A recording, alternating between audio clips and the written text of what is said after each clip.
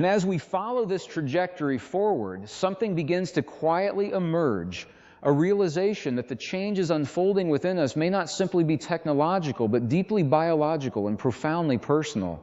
I often reflect on how quickly our world is evolving, not just in what we build, but in how we think, feel, and even perceive ourselves. There's a subtle shift happening beneath the surface, one that challenges the very definition of what it means to be human. By the time we approach 2030, we may find ourselves standing at a threshold where the idea of a pure human is no longer the norm, but a memory. When I say pure, I'm not speaking in terms of superiority or hierarchy. I'm pointing towards something more fundamental, an unaltered relationship between our biology, our consciousness, and the natural intelligence encoded within us. For thousands of years, the human body has functioned as a self-regulating, adaptive system, guided not only by chemistry, but by emotion, belief, and awareness. And this is where the conversation becomes truly important. Because what we're beginning to understand now is that our beliefs are not just abstract thoughts. They are instructions. They are signals that influence the way our cells behave, the way our nervous system responds, and the way our body either moves toward balance or away from it. I've seen how a single shift in perception can change the entire chemistry of the body. When we move from fear into a state of calm awareness, the body responds instantly. Stress hormones decrease, healing mechanisms activate, coherence begins to form between the heart and the brain. This is not theory, it's measurable, observable, and deeply empowering. But here's the question I keep coming back to. What happens when we begin to outsource these natural processes? As technology becomes more integrated into our daily lives, we are offered tools that promise efficiency, enhancement, and even optimization of our human experience. And while many of these tools are remarkable, they also introduce a subtle dependency, a shift away from our innate abilities toward external systems. If we are not careful, we may begin to forget what our bodies are capable of on their own. The human blueprint, as I understand it, is not incomplete. It does not require correction. It is a dynamic, intelligent system designed to adapt, evolve, and self-heal. But this system responds to input, and one of the most powerful forms of input is emotion. Every feeling we experience carries a biochemical signature. Gratitude, compassion, and genuine connection create a very different internal environment than chronic stress, anxiety, or disconnection. Over time, these emotional patterns don't just influence how we feel. They shape how our genes express themselves. This is where modern science begins to meet ancient understanding. There have always been traditions that emphasize the importance of inner states, calmness, presence, emotional balance, not as philosophical ideals, but as practical tools for maintaining health and clarity.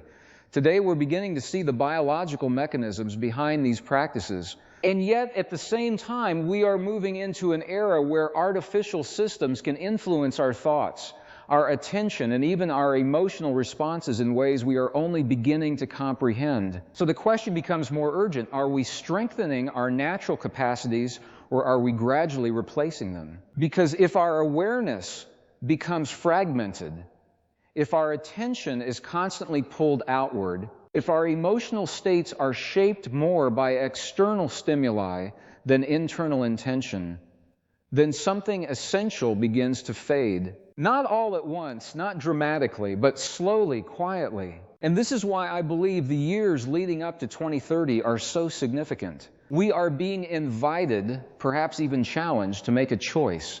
Not necessarily between technology and biology, but between unconscious adoption and conscious integration. Between forgetting who we are and remembering what we've always been capable of. I've noticed that when people reconnect with their own inner awareness, even briefly, there's a sense of recognition, as if something familiar has been rediscovered, a kind of quiet knowing that says, this is natural, this is real. That recognition matters because it reminds us that our value does not come from enhancement, but from coherence, from alignment between thought, emotion, and action, from the ability to remain present in a world that is constantly accelerating. And perhaps this is what defines a pure human in the context we're exploring, not someone untouched by change, but someone deeply connected to their own internal intelligence. Someone who understands that the mind is not separate from the body, that the heart is not just a pump, but a center of communication, that emotions are not distractions, but signals guiding us toward or away from balance. As we move forward, I don't see this as a loss of humanity, but as a test of awareness. Will we recognize the power we already hold within us?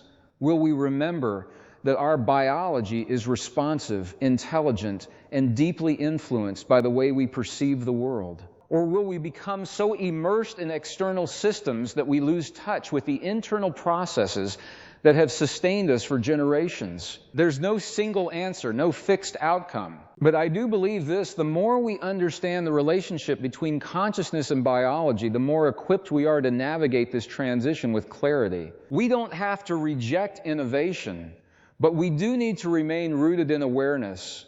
Because once we lose that connection, once we forget how to listen to the subtle signals of the body, the quiet guidance of emotion, the coherence of a calm and focused mind, then we begin to drift. And in that drift, something essential begins to slip away. Not our intelligence, not our capability, but our direct experience of being fully, authentically human. And if we pause here for just a moment and really consider what that means, we begin to see that the future isn't something that simply happens to us.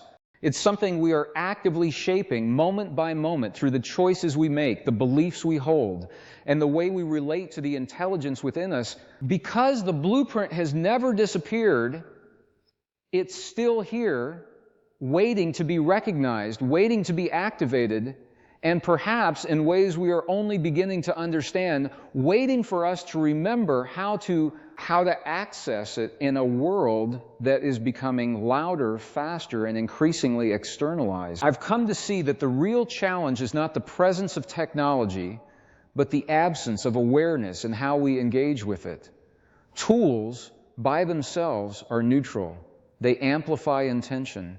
And if our intention is unclear, fragmented, or driven by unconscious patterns, then what we create, no matter how advanced, reflects that same imbalance. So I ask myself often, what is guiding our choices? Because beneath every innovation, every system, every interface, there is a human decision, a belief about what we need, what we lack, or what we think will make us more complete. And when those beliefs are rooted in disconnection, they tend to move us further away from the very coherence we're seeking. But when our choices emerge from clarity, from a grounded awareness of who we are and how we function, something very different begins to unfold. We start to use technology as an extension of consciousness, not a replacement for it. And that distinction changes everything. I've noticed that when people begin to reconnect with their internal rhythms, the natural pace of their breath, the subtle signals of their body, the emotional tones that move through them without resistance, they become less reactive and more intentional. Their decisions are no longer driven by urgency or fear, but by a quiet confidence that doesn't need constant validation. This state of being is not passive, it's deeply responsive. It allows us to engage with the world fully, while remaining anchored within ourselves. And in that anchoring, we begin to access a kind of intelligence that is not linear, not analytical in the traditional sense, but integrative. It sees patterns, it senses alignment. It recognizes when something feels coherent and when it doesn't. This is the intelligence that has guided human evolution long before algorithms and artificial systems entered the picture. And yet, it's the very intelligence we risk overlooking, because it doesn't shout, it doesn't demand attention. It reveals itself in stillness and presence in the moments when we are not distracted by constant input. And in a world designed to capture and hold our attention, those moments are becoming increasingly rare. But they are not gone. They are available to us every time we choose to pause, even briefly, even imperfectly. I've found that a single moment of genuine presence can reset the entire nervous system. It's as if the body recognizes that it is safe to return to balance. The breath deepens, the heart rate stabilizes, the mind becomes clearer. And in that clarity, we begin to see our thoughts not as commands, but as possibilities. This is where belief becomes powerful again. Not as something we inherit or absorb without question, but as something we consciously choose. Because beliefs shape perception, and perception shapes experience, if we believe that we are limited, dependent, or incomplete, our biology reflects that narrative. Our body tightens, our energy contracts, our attention narrows. But when we begin to explore the possibility that we are adaptive, resilient, and deeply interconnected with our environment, something shifts. The body listens. It always has. And this listening is not metaphorical, it's physiological. Every thought, every emotional pattern sends signals through the nervous system, influencing the way our genes express themselves, the way our immune system responds, the way our brain organizes information.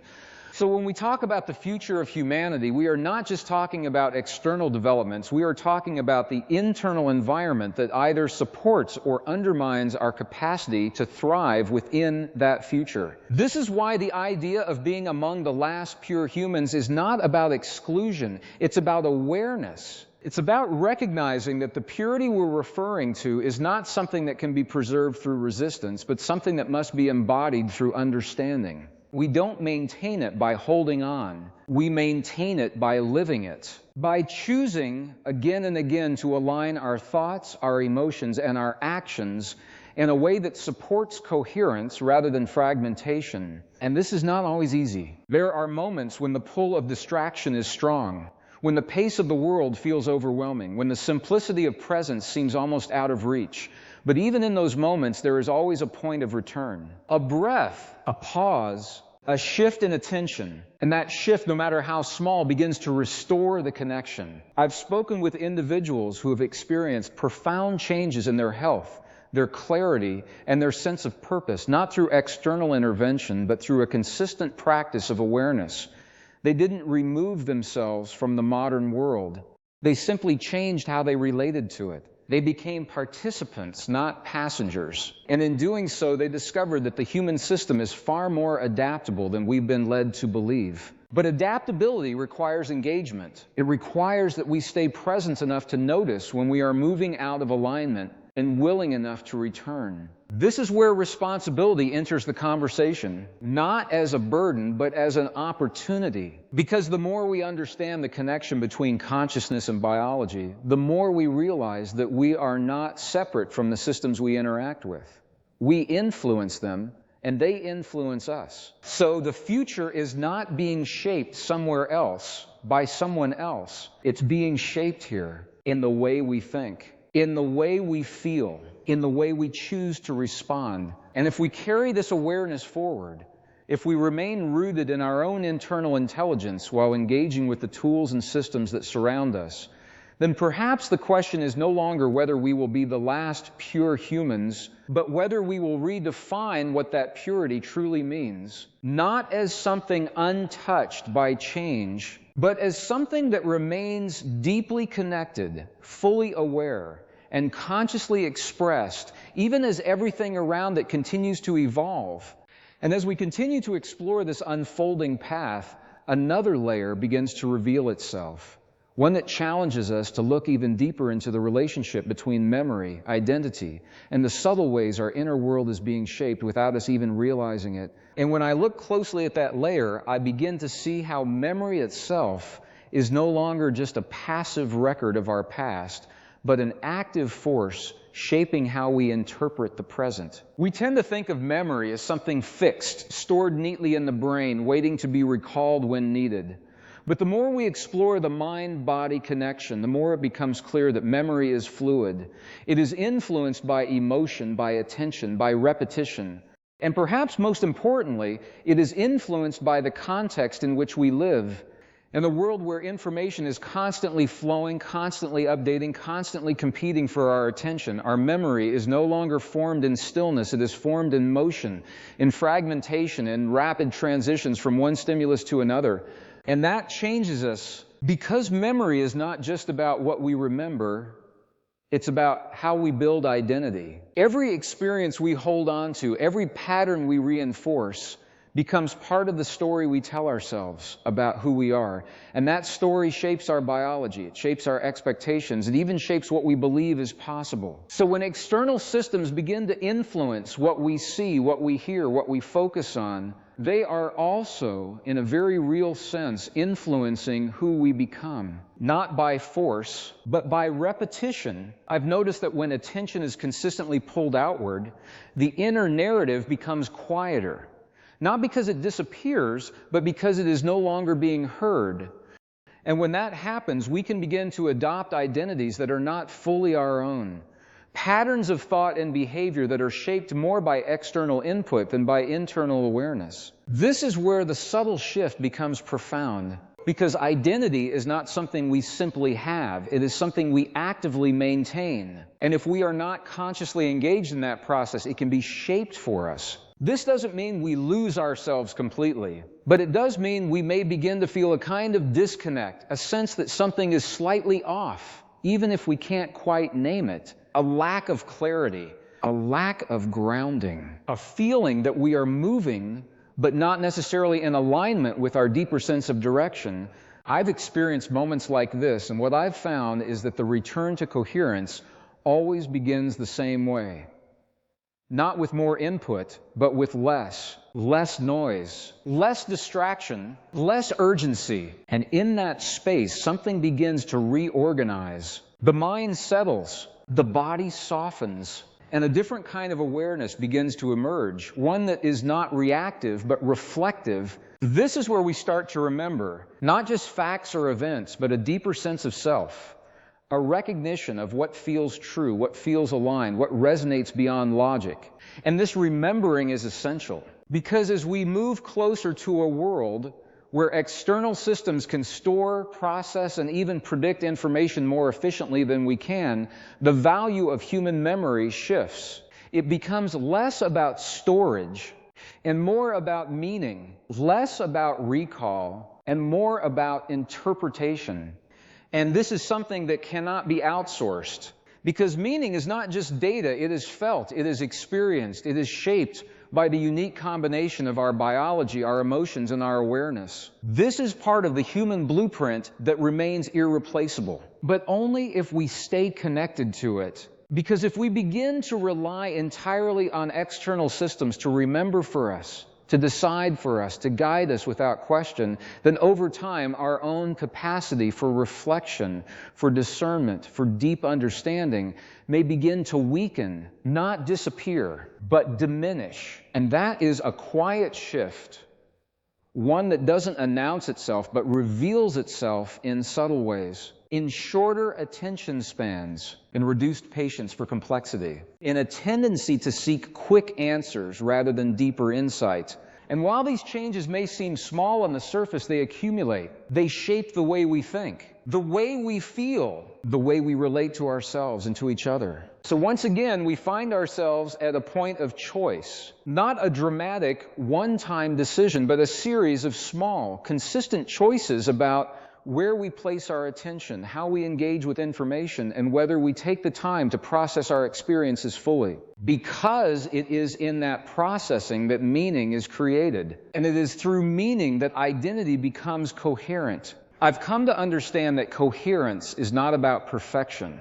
It's about consistency. It's about the alignment between what we think, what we feel, and how we act. And when that alignment is present, there is a sense of stability that doesn't depend on external conditions, a kind of inner reference point that remains steady even as the world around us continues to change. This stability is not rigid, it's adaptive. It allows us to evolve without losing ourselves. And perhaps this is what will define the next phase of human development, not the absence of technology, but the presence of awareness within it. The ability to engage with powerful tools without becoming dependent on them. The capacity to integrate new possibilities without abandoning the core intelligence that has always guided us. And as we continue to explore this relationship between memory, identity, and consciousness, another question begins to surface.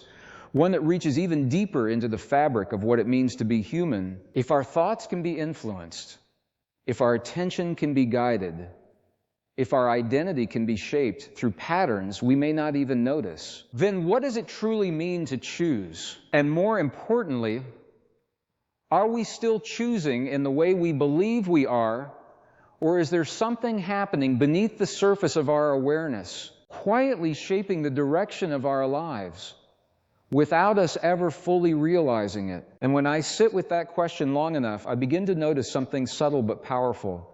The difference between reaction and choice. At first, they can feel almost identical. A thought appears, a feeling follows, and an action emerges. It all happens so quickly that it seems seamless, almost automatic. But when I slow it down, when I bring awareness into that space, I start to see a gap, a brief, often overlooked moment where something else is possible. That gap is where choice lives. And the more I become aware of it, the more I realize how often it goes unused. Not because we lack the ability to choose, but because we've been conditioned to move too quickly to notice the opportunity. In a world designed for speed, stillness can feel unfamiliar, even uncomfortable. But it is within that stillness that our most authentic responses begin to form. I've observed that when we operate purely from reaction, we tend to repeat patterns. We follow familiar emotional pathways, reinforced over time by memory and habit. These patterns can be useful in certain situations. They help us navigate routine, maintain efficiency, but they can also limit us, especially when the environment around us is changing faster than our internal responses. Choice, on the other hand, introduces flexibility. It allows us to pause, to reassess, to respond in a way that aligns with our current awareness rather than our past conditioning.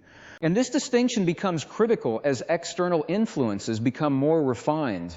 Because when systems begin to anticipate our preferences, suggest our actions, and subtly guide our attention, the line between reaction and choice can become blurred. We may feel like we are deciding, when in fact we are following a path that has already been shaped for us. Not through control, but through probability, through patterns, through the accumulation of data that reflects who we have been, not necessarily who we are becoming. So the question evolves. It's no longer just, are we choosing? It becomes, where is our choice coming from? Is it emerging from a place of awareness or from a pattern we haven't yet examined? I've found that the answer to this question is not something we can think our way into. It's something we have to feel. Because the body often knows before the mind does. There is a distinct quality to a choice that comes from alignment. It feels steady, clear, not rushed. There's a sense of resonance, as if different parts of us are moving in the same direction.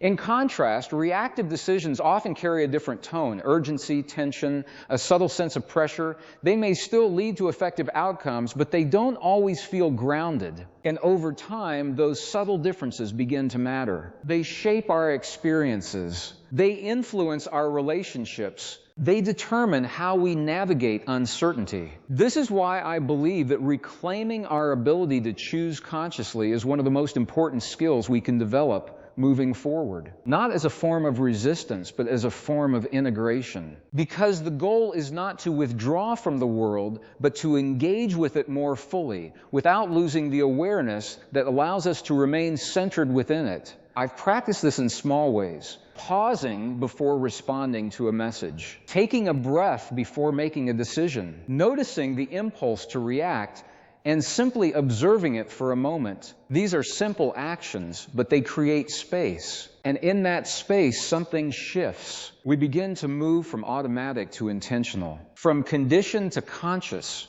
And as that shift becomes more consistent, we start to experience a different relationship with time itself.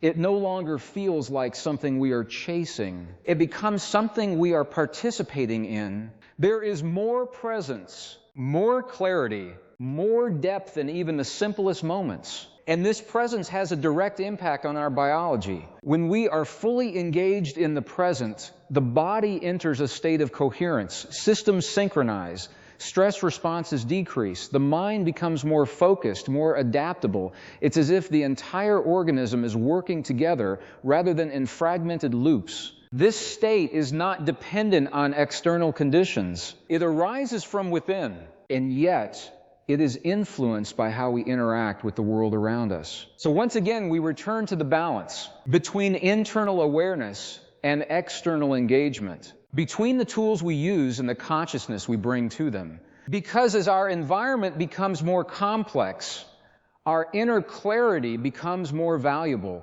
not less. And this clarity doesn't come from having all the answers. It comes from being connected to the process of inquiry, from being willing to question our assumptions, to explore our patterns, to remain open to new ways of seeing and understanding. This openness is not a weakness, it's a strength. It allows us to evolve without becoming rigid, to adapt without losing our sense of self. And perhaps most importantly, it keeps us connected to the part of us that is capable of genuine insight. Not borrowed, not programmed, but discovered. And as we continue to explore this landscape of consciousness, choice, and identity, another realization begins to take shape, one that challenges us to look beyond the individual and consider something even more expansive.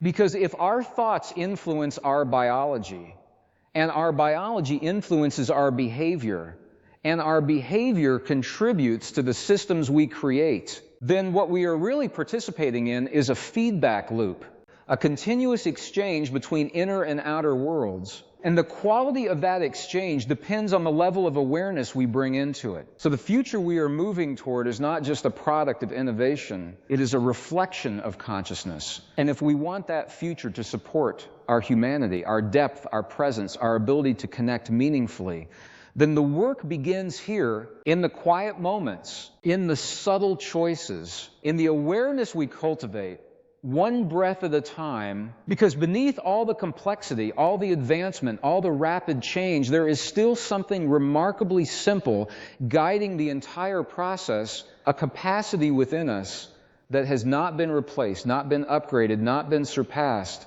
a capacity to notice, to feel, to choose, and as we begin to trust that capacity more fully, to rely on it not as a last resort, but as a primary guide, we may start to discover that what we feared losing was never truly at risk. It was only waiting for our attention, waiting for our recognition, waiting for us to remember that even in a world of increasing influence and automation, there is still a space within us that remains untouched, a space where choice is not predicted, not suggested, but genuinely created. And if we follow that space just a little further, if we allow ourselves to stay with it without rushing to define it, we may begin to sense that it is connected to something even deeper, something that extends beyond individual awareness into a shared field of experience, where the boundaries between self and environment begin to soften, and the implications of our inner world reach far beyond what we once imagined. And as I remain with that awareness, something even more expansive begins to unfold. A recognition that our inner state does not exist in isolation, but participates in a larger field of influence that connects us in ways we are only beginning to understand. I've often sensed that when we enter a state of genuine coherence, when our thoughts, emotions, and physiology align, there is a subtle effect that extends beyond our individual experience. It's not something we can always measure directly, but it is something we can feel. A shift in the quality of interaction, a change in how others respond, a quiet resonance that seems to ripple outward. This suggests that consciousness may not be confined to the boundaries of the body. It may be relational, participatory, interconnected. And if that's true, then the way we think and feel is not just shaping our own biology, it's contributing to a shared environment of perception and response. This idea carries both responsibility and possibility, because it means that even our most private experiences are part of a larger dynamic, not in a way that removes individuality, but in a way that weaves it into something collective, a network of awareness where each node influences the whole. When I consider this in the context of our rapidly evolving world, it adds another layer to the conversation, because now it's not just about how technology influences us as individuals, it's about how it shapes the field we all participate in. If our attention is constantly fragmented, if our emotional states are frequently reactive, if our sense of identity is externally defined, then the collective field begins to reflect those qualities. More noise, more tension, less coherence. But the opposite is also true. When individuals cultivate presence,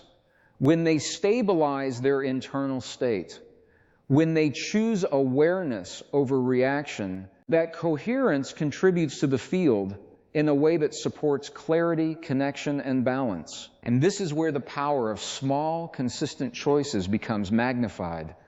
Because they don't just affect us, they ripple. I've experienced moments where a single calm presence can shift the tone of an entire interaction, where one person choosing to remain grounded can prevent a cascade of reactivity. These moments may seem subtle, but they reveal something important about the nature of influence. It's not always loud, it's not always visible, but it is real, and it accumulates. So when we talk about the future, about what it means to remain fully human in a world of increasing complexity, we are also talking about the quality of the field we are co-creating. Are we contributing to fragmentation or to coherence? Are we reinforcing patterns of disconnection or cultivating deeper levels of awareness? These are not abstract questions. They are lived, moment-to-moment decisions, and they bring us back to the human blueprint in a new way. Not just as an individual design, but as part of a larger system of interaction. A system where biology, consciousness, and environment are continuously informing one another.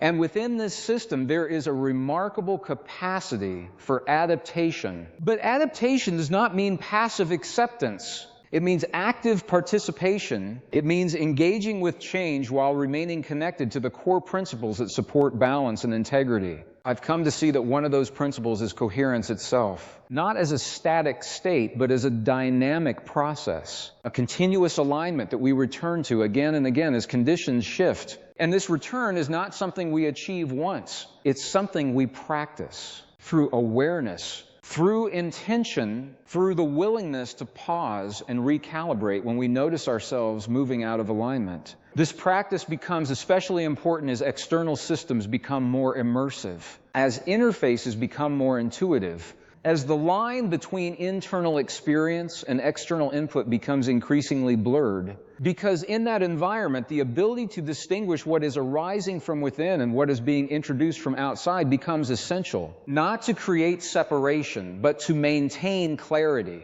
to ensure that our responses are grounded in awareness rather than driven by unconscious influence. And this clarity supports something deeper: authentic expression. The ability to think, feel, and act in ways that are truly our own. Not reactive, not conditioned, but aligned.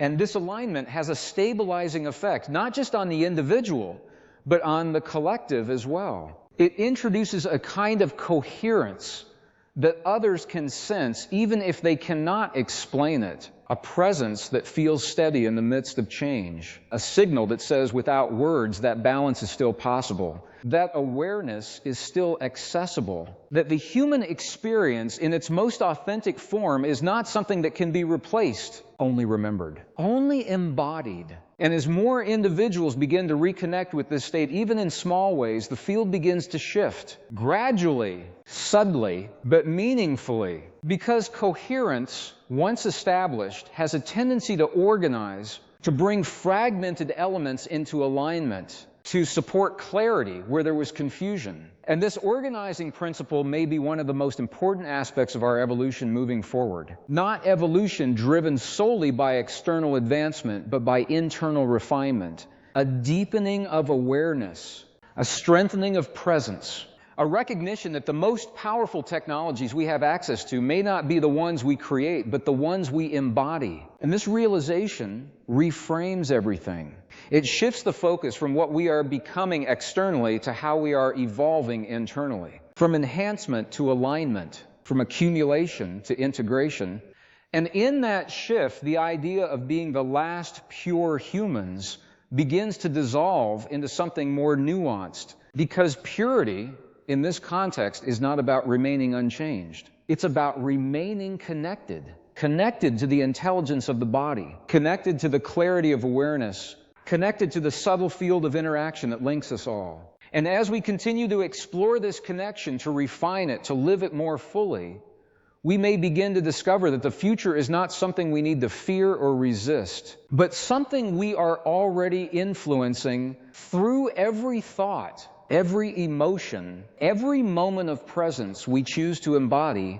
And if we follow that understanding just a little further, allowing it to deepen without rushing to define its limits, we may begin to sense that this field of connection is not only shaped by us, but also informing us in return offering subtle feedback, guiding patterns, and perhaps even responding to the level of coherence we are able to sustain, inviting us into a relationship that is far more interactive, far more intelligent, and far more responsive than we have ever imagined. And when I begin to explore that possibility, I notice a quiet shift in how I relate to experience itself, as if the world is no longer something happening around me, but something I am in constant dialogue with. It's a subtle realization, but it changes everything. Because if this field we participate in is responsive, then our role is not passive. We are not just observers of reality, we are contributors to its unfolding.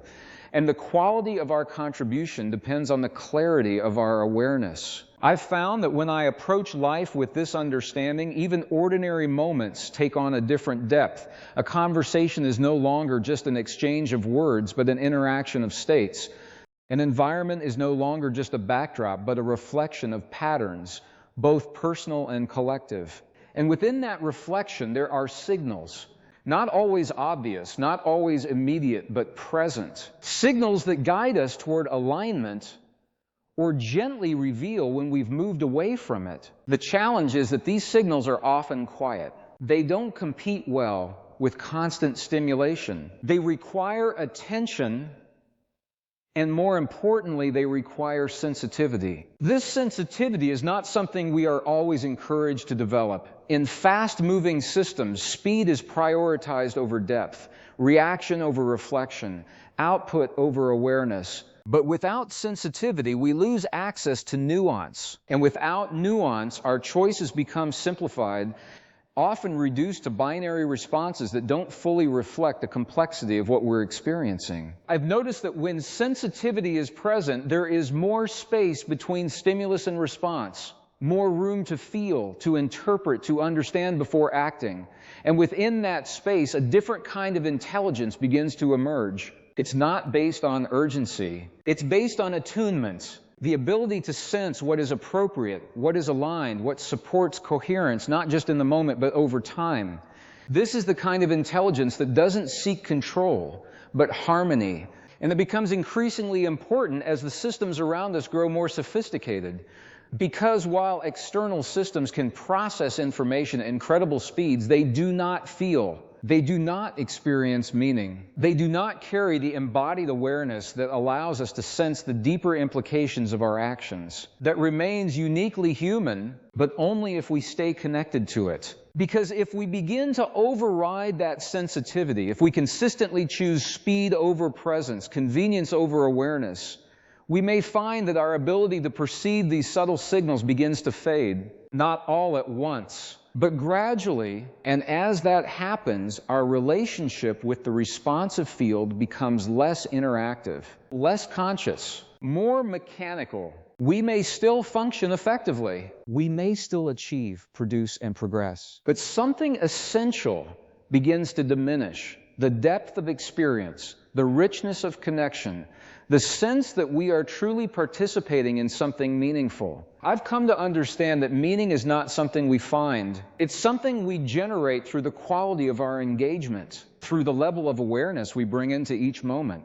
And this awareness is shaped by where we place our attention. Attention is one of the most valuable resources we have. It directs energy. It reinforces patterns. It determines what becomes more prominent in our experience. So when our attention is scattered, fragmented across countless inputs, our internal state reflects that fragmentation. But when attention is focused gently, consistently, something begins to organize, thoughts become clearer, emotions become more stable.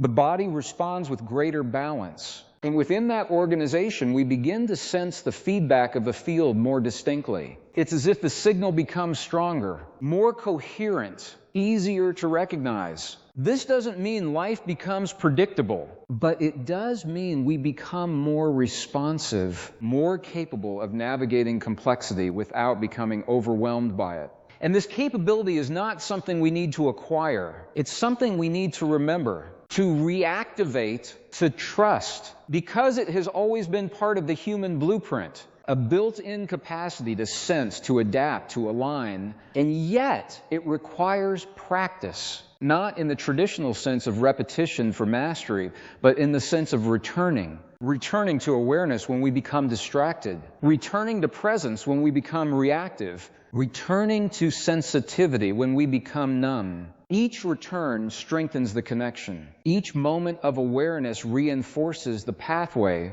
And over time, this becomes more natural, less effortful, more integrated into how we move through the world. I've seen how this integration changes not just individuals, but interactions. Conversations become more meaningful. Decisions become more aligned. Even challenges are approached with a different quality. Less resistance, more curiosity. And this curiosity opens the door to something important. Learning, not just from information, but from experience, from the direct feedback of engaging with life in a conscious way. And this kind of learning is adaptive. It evolves with us. It doesn't rely solely on external input. It emerges from the interplay between inner awareness and outer conditions. Which brings us back to the question of the future. Because if we are actively participating in a responsive field, if our awareness influences the patterns that emerge, then the trajectory we are moving toward is not fixed. It is flexible, shaped by countless interactions, each one influenced by the level of consciousness present within it. So the idea that we may be the last pure humans begins to shift once again. It becomes less about a point in time and more about a state of being, a way of engaging with life that preserves the depth, the sensitivity, and the awareness that define our humanity. And this state is not reserved for a few. It is available to anyone willing to cultivate it, not through force, but through attention, through intention, through the simple, consistent practice of being present. And as we continue to move forward, integrating new technologies, exploring new possibilities, expanding our understanding of what it means to exist in this rapidly changing world, there is one question that quietly remains beneath it all, not demanding an answer, but inviting reflection, a question that may shape everything that follows as we become more capable of shaping our external reality, more efficient in how we process information, more connected through systems that extend far beyond our physical presence. Will we also deepen our connection to the internal intelligence that gives those capabilities meaning? Or will we move so quickly into what we can do that we forget to ask whether we are still fully aware of why we are doing it and what part of us is guiding that direction? When we step back and look at everything we've explored, a deeper pattern begins to reveal itself, one that connects our thoughts, our biology, and the world we experience in a continuous loop of influence. Let me guide you through this slowly. At the core of this entire discussion is a simple but powerful idea. What we consistently think and feel becomes instructions for the body. This is not philosophy, it's biology. Imagine your body as a highly intelligent system, constantly listening. Every thought you have sends tiny chemical signals through your brain. These signals trigger the release of hormones and neurotransmitters which travel throughout your body, influencing how your cells behave. For example, think about a moment when you felt deeply stressed. Maybe your heart started beating faster, your breathing became shallow, your muscles tightened without you even noticing. That wasn't random, that was your body responding to a signal, your perception of a situation. Now consider the opposite. Think about a moment of genuine calm. Maybe you were watching the sky at sunset, or sitting quietly without pressure. Your breath slowed, your body softened, you felt more open, more present. Again, not random. Your body was responding to a different signal. So here's the key insight. Your body does not respond to reality directly. It responds to your interpretation of reality. And that interpretation is shaped by belief. Beliefs act like filters. They determine how we see the world, how we interpret events, and how we react emotionally. Over time, repeated emotional reactions become patterns, and those patterns become biological habits. This is where things get interesting, because once a pattern becomes habitual, it starts to feel automatic, as if it's just who we are. But it isn't fixed. It's practiced, and anything that is practiced can be reshaped. Now, let's connect this to the idea of a human blueprint. You can think of the human blueprint as your natural state of balance, where your mind, body, and emotions are working together in harmony. In this state, your body is more efficient, your thinking is clearer, and your responses are more intentional. But modern life often pulls us away from that state. Constant notifications, endless information, emotional triggers, all of these create fragmentation, where your attention is scattered and your internal state becomes reactive. Over time, this fragmentation weakens your connection to your natural intelligence. And this is what the original idea was pointing toward. Not that we are losing humanity overnight, but that we are gradually drifting away from our internal coherence. Now let's make this very practical. You might be wondering, how does this show up in my daily life? Here are a few simple examples. Asterisk reacting quickly in conversations instead of pausing and responding thoughtfully. Asterisk feeling mentally exhausted, even without physical work. Asterisk constantly checking your phone without realizing it. Asterisk struggling to focus deeply on one task. Asterisk feeling disconnected, even when everything seems fine on the surface. These are not just habits, they are signs of fragmented attention and reactive patterns. So, what can we do? Let's bring this into simple, actionable practices. 1. Reclaim the pause. The space between stimulus and response is where your power lives. Before reacting, whether it's to a message, a situation, or a thought, pause for just a few seconds. Take one slow breath. This small action interrupts automatic patterns and brings awareness back online. 2. Train your attention gently. Your attention is like a muscle. If it's constantly pulled in different directions, it weakens. Choose one simple activity each day, like eating, walking, or even drinking water, and do it with full attention. No distractions, just presence. This strengthens your ability to focus and reconnects you with the present moment. 3. Become aware of emotional patterns.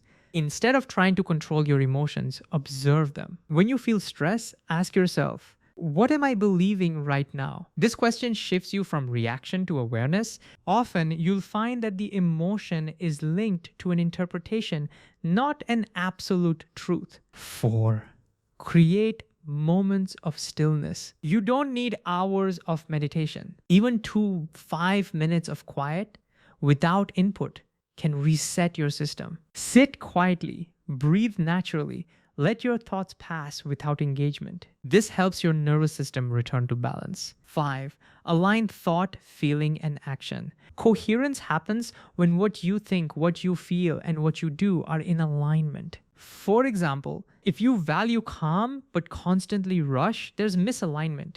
Start small, choose one value like patience or clarity and consciously embody it in one situation each day. This builds internal consistency.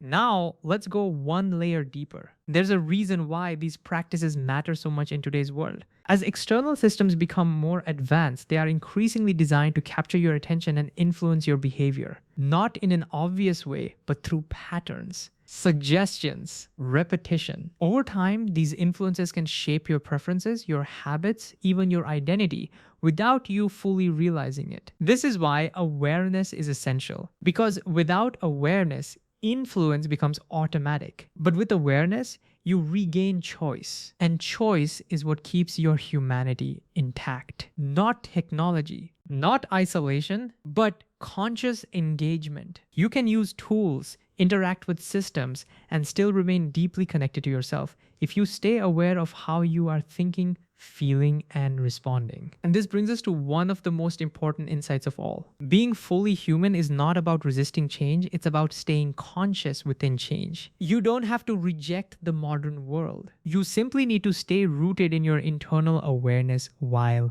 navigating it. Think of it like this. A tree can grow taller, expand outward, and adapt to its environment, but only if its roots remain strong. Your awareness is your root system. The deeper it is, the more stable you become, no matter how much the world changes around you. So as you move forward, I want you to reflect on this gently. Where is your attention going each day? Are you reacting or choosing? Are you scattered or present? Are you being shaped or are you consciously shaping your experience? There's no need to judge the answers. Just notice them, because the moment you begin to notice, something shifts. Awareness returns. And from that awareness, a new way of living begins to emerge. One that is not controlled by external noise, but guided by internal clarity. And if you stay with that clarity even for a few moments each day, you may begin to experience something subtle but powerful. A sense that you are no longer drifting through your life unconsciously, but actively participating in it with intention, with presence, and with a deeper connection to the intelligence that has always been within you.